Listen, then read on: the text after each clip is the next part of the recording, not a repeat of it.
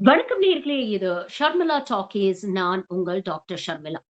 இன்னைக்கு இந்தியாவுடைய ஹீரோ யார் தெரியுமா?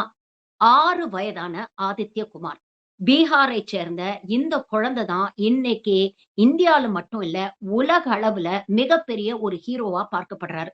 அதற்கான காரணம் என்ன? அப்படிங்கிறத தான் இந்த காணொளியில நம்ம பார்க்க போறோம்.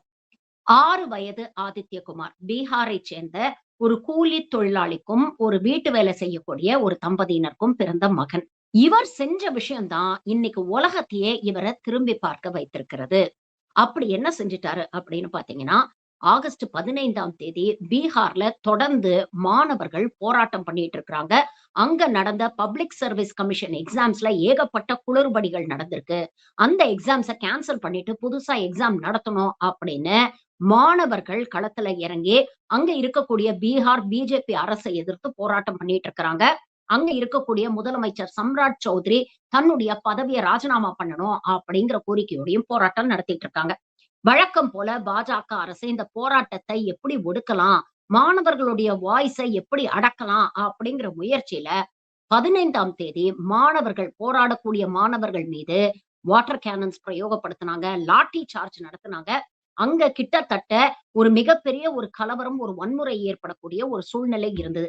இப்படிப்பட்ட சூழ்நிலையில தான் 6 வயது ஆதித்ய குமார் அப்படிங்கிற இந்த சிறுவன போலீசார் கைது பண்ணி கூட்டிட்டு போன அந்த வீடியோ சோசியல் மீடியால வைரல் ஆகி மிகப்பெரிய ஒரு கொந்தளிப்பை ஏற்பட்டது. எதுக்காக 6 வயது ஆதித்ய குமார் கைது செய்யப்பட்டாருன்னு பார்த்தீங்கன்னா, அவர் தொடர்ந்து இந்த மாணவர்கள் போராட்டத்துல கலந்துகிட்டு இருக்கிறாரு. 1ஆம் கிளாஸ் படிக்கக்கூடிய 6 வயசு குழந்தை வெறும் ஒரு டெனிம் ஷார்ட்ஸும், ஒரு டீ ஷர்ட்டும் போட்டுக்கிட்டு, கையில தேசிய கொடிய ஏந்திக்கிட்டு, இன்னொரு கையில சம்ராட் சௌத்ரி, பீகாருடைய சிஎம் சம்ராட் சௌத்ரி தன்னுடைய பதவிய ராஜினாமா பண்ணணும். மாணவர்களுக்கு நீதி வேணும் அப்படின்னு கேட்டு போராடி இருக்கார். அப்படி போராடிய ஆதித்யாவ தான் போலீசார் அங்கேருந்து கூட்டிட்டு போறாங்க. இது சோசியல் மீடியால மிகப்பெரிய ஒரு பரபரப்பை ஏற்படுத்துச்சு. இது மட்டும் இல்ல. இந்த 12 வருஷத்துல பிரதமர் மோடியே செய்ய தயங்கக்கூடிய ஒரு முக்கியமான விஷயத்த ஆதித்ய குமார் செஞ்சிருக்கிறார். அதாவது ஒரு மைக் சைஸ் கூட அந்த குழந்தை இல்ல. ஆனா, தன் முன்னால கிட்டத்தட்ட 20க்கும் மேற்பட்ட மைக்க பத்திரிகையாளர்கள் நீட்டுறாங்க. கொஞ்சம் கூட சலனம் இல்லாம, கொஞ்சம் கூட பயம் இல்லாம, ரொம்ப தெளிவா தான் என்ன நினைக்கிறோம் அப்படிங்கிறத அந்த குழந்தை உலகத்துக்கு முன்னால பத்திரிகையாளர் சந்திப்புல பதிவு பண்றாரு. அது மட்டும் இல்ல, அதுக்கப்புறம் பத்திரிகையாளர்கள் கேள்வி கேட்கிறாங்க. அதற்கும் கொஞ்சம் கூட சலனமே இல்லாம, தன் மனசுல பட்டத பளிச்சுன்னு சொல்லுது அந்த குழந்தை. அதுதான் இன்னைக்கு மிகப்பெரிய பரபரப்பை ஏற்படுத்தி, ஆதித்ய குமார இந்தியாவுலயே ஒரு மிகப்பெரிய ஹீரோவா பார்க்க வச்சிருக்கு. அப்படி பத்திரிகையாளர் சந்திப்புல அந்த குழந்தை என்ன சொல்லுச்சு அப்படின்னு பார்த்தீங்கன்னா, "நீங்க எங்கள கட்டைய கொண்டு வந்து அடிச்சாலும் பரவால்ல, ஜெயில்ல தூக்கி போட்டாலும் பரவால்ல, ஏன் எங்கள சுட்டாலும் பரவால்ல, என் உயிர் போனாலும் பரவால்ல. ஆனா என் உரிமைக்காக நான் போராடுவேன்." அப்படின்னு ரொம்ப தெளிவா சொல்லியிருக்கு. தங்களுடைய நியாயமான கோரிக்கைகளுக்காக மாணவர்கள் போராடுறாங்க. அப்படி போராடக்கூடிய மாணவர்கள் மீது பிஜேபி கவர்ன்மென்ட் எப்படி வன்முறைய பிரயோகப்படுத்துச்சு? யார் இந்த ஆர்டர்ஸ் குடுத்தாங்க? அப்படின்னு எஸ்பி சாப் கண்டிப்பா இதற்கு பதில் சொல்லி ஆகணும். அப்படின்னு அந்த பையன் கேள்வி கேட்கிறான். யாரு வாட்டர் கேனன் பயன்படுத்த பெர்மிஷன் குடுத்தாங்க? யாரு லத்தி சார்ஜ் பண்றதுக்கு பெர்மிஷன் குடுத்தாங்க? அவங்க மீது உடனே நடவடிக்கை எடுக்கணும். மாணவர்களுடைய கோரிக்கைய உங்களால நிறைவேத்தி வைக்க முடியலன்னா, அப்புறம் நீங்க எதுக்கு பதவியில இருக்கீங்க?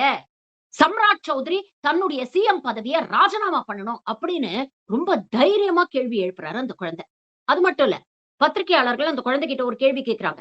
"ஏன்பா உனக்கு 6 வயசு தான் ஆகுது. 1ஆம் கிளாஸ் தான் படிக்கிற. உனக்கு எழுத்து கூட்டி படிக்க தெரியுமா?" அப்படிங்கிறதே பெரிய விஷயமா இருக்கு.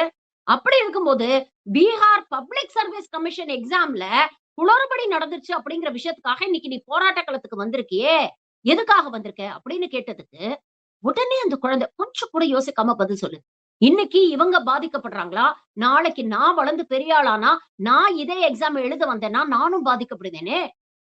அப்ப இன்னைக்கு இந்த சிஸ்டத்த சரி செய்யலன்னா, நாளைக்கு இதே சிஸ்டத்தினால நான் பாதிக்கப்படுவேனே! அப்ப இன்னைக்கு இந்த மாணவர்களுக்காக நான் குரல் குடுத்தா தானே, நாளைக்கு நான் படிச்சு வளர்ந்து இந்த எக்ஸாம்க்கு வந்து அப்பியர் ஆகும்பொழுது இந்த சிஸ்டம் சரியா இருக்கும். அதனால தான் நான் போராட்டம் பண்றேன். அப்படின்னு சொல்லியிருக்காரு. ஒரு சாதாரண ஏழை குடும்பத்துல தினக்கூலிக்கு வேலை செய்யக்கூடிய பெற்றோருக்கு பிறந்த இந்த குழந்தைய பத்தி பல செய்திகள் சோசியல் மீடியால வெளிய வருது. புரட்சியாளர் அம்பேத்கர் அப்படின்னா அந்த குழந்தைக்கு ரொம்ப பிடிக்குமாம். தன்னுடைய பள்ளிக்கூட பையில ஸ்கூல் புக்ஸோட சேர்த்து ஒரு சின்ன கான்ஸ்டிடியூஷன் புக்கையும் இந்த குழந்தை வச்சிருக்குதாம்.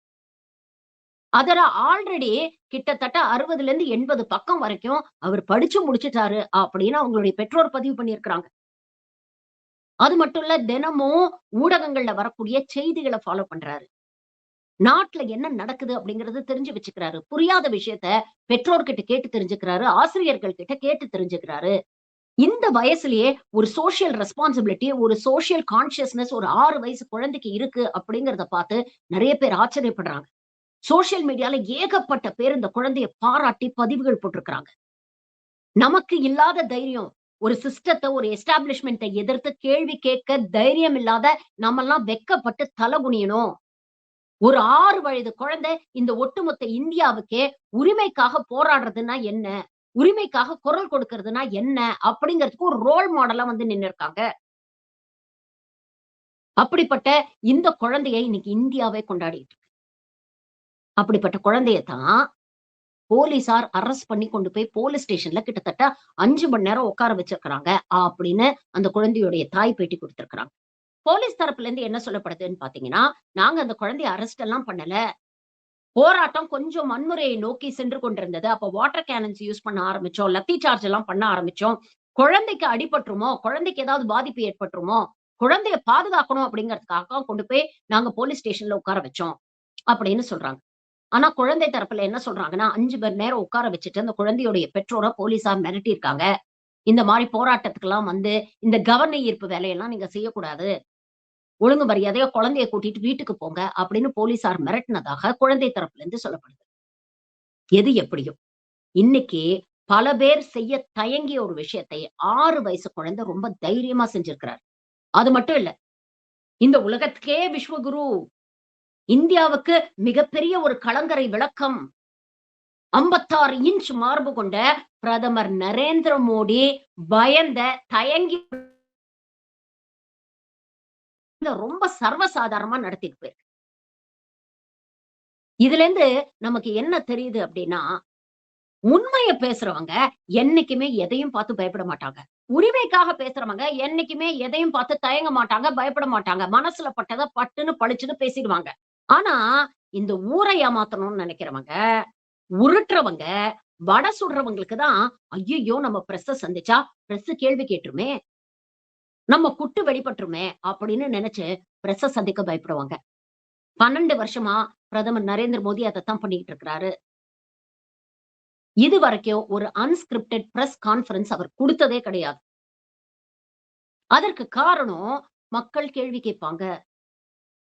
அதற்கு பதில் சொன்னா அதற்கு ஃபாலோ அப் கொஸ்டின்ஸ் வரும். எதிர்கேள்விகள் வரும்.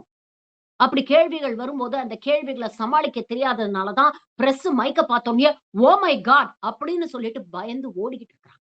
உண்மையான விக்சித் பாரத் அமையணும்னா, நமக்கு ஆதித்ய குமார் போன்ற மாணவர்கள் தான் தேவ. இப்படிப்பட்ட போலி விஸ்வகுருக்கள் தேவையில்ல. இன்னைக்கு ஜென் ஆல்பா, ஜென் ஸி இல்ல. ஒட்டுமொத்த இந்தியாவுக்கும் ஒரு மிகப்பெரிய இன்ஸ்பிரேஷனா ஆதித்ய குமார் மாறி இருக்கிறார். ஆனா, ஆதித்ய குமார பாராட்டக்கூடிய அதே நேரத்துல இன்னொரு விஷயத்தையும் நாம யோசிச்சு பார்க்கணும். இன்னைக்கு சின்ன சின்ன குழந்தைகள் அவங்களுடைய அடிப்படை தேவைகளுக்காக வீதியில வந்து போராடக்கூடிய ஒரு அவலமான நிலைமையத்தான் இந்த 12 வருஷத்துல பிஜேபி அரசாங்கம் உருவாக்கி இருக்கு. குழந்தைகள் தைரியமா வீதிக்கு வந்து போராடுறாங்க. அவங்க உரிமைக்காக குரல் குடுக்குறாங்க. அப்படிப்பட்ட குழந்தைகளுடைய பாதுகாப்ப உறுதி செய்வது நம்மளுடைய கடமை இல்லையா? ஒரு போராட்ட களத்துல போராட்டம் வன்முறையா மாறுது அப்படிங்கும் பொழுது, அங்க சின்ன சின்ன குழந்தைகள் இருந்து, நாளைக்கு இந்த குழந்தைக்கு ஏதாவது ஆயிருந்ததுன்னா, இந்த விஷயம் எப்படிப்பட்ட செய்தியாக மாறியிருக்கும் அப்படிங்கிறத கொஞ்சம் யோசிச்சு பாருங்க. சின்ன குழந்தைங்க உரிமைகளுக்காக வெளிப்படையா தைரியமா பேசுறத என்னைக்குமே நாம வரவேற்கிறோம். ஆனா அதே நேரத்துல அவங்கள பாதுகாக்க வேண்டிய கடமையும் நமக்கு இருக்கு. இன்னைக்கு டிஜிட்டல் பிளாட்ஃபார்ம், சோசியல் மீடியால எத்தனையோ குழந்தைங்க தங்களுடைய மனசுல பட்டத தைரியமா வெளிப்படுத்துறாங்க. ஆனா அப்படி வெளிப்படுத்தக்கூடிய குரல்கள இந்த ஒன்றிய அரசு முடக்கிக்கிட்டு இருக்கு, நசுக்கிட்டு இருக்கு. அரசுக்கு எதிராக ஒரு சின்ன பதிவு வந்தா கூட உடனே அதை நீக்குறாங்க. அப்படிப்பட்ட ஒரு சூழல்ல வேற வழியே இல்லாம தான் இந்த மாணவர்கள் வீதிக்கு வந்து போராடிட்டு இருக்கிறாங்க. நமக்கெல்லாம் இல்லாத தைரியம் இன்னைக்கு இருக்கக்கூடிய ஜென்ஸிக்கும், ஜென் ஆல்பாக்கும் இருக்கு அப்படிங்கும் பொழுது, அவங்களுடைய கைகோர்த்து அவங்களோட குரலுக்கு வலு சேர்க்கும் வகையில, இன்னைக்கு நாமளும் இறங்கி அரசாங்கத்த கேள்வி கேட்க வேண்டாமா? இதத்தான் நான் பல காணொளிகள்ல சொல்லியிருக்கேன். பாசிசத்துக்கும் ஒரு எக்ஸ்பைரி டேட் இருக்கு. என்னைக்கு மக்களுடைய அடிப்படை தேவைகளே பூர்த்தி ஆகலையோ, என்னைக்கு அன்றாட வாழ்க்கையே ஒரு மிகப்பெரிய கேள்விக்குறி ஆகுதோ, அன்னைக்கு மக்கள் பாதிக்கப்படுவாங்க. வீதிக்கு இறங்கி வருவாங்க. இன்னைக்கு குழந்தைங்க போராடுறாங்கன்னா, இன்னைக்கு இருக்கக்கூடிய பிரச்சனைக்கு மட்டும் இல்ல. இனி வரும் காலங்கள்ல அவங்களுடைய எதிர்காலம் எப்படி இருக்கணும் அப்படிங்கிறத உணர்ந்து, இந்த அரசால என்னைக்குமே அப்படிப்பட்ட ஒரு எதிர்காலத்த குடுக்க முடியாது அப்படிங்கிற அந்த கோவத்துல தான் வீதியில வந்து போராடிட்டு இருக்கிறாங்க. இந்த போராட்டத்துக்கு நம்மளுடைய ஆதரவ குடுத்து அதற்கு வலு சேர்ப்போம்.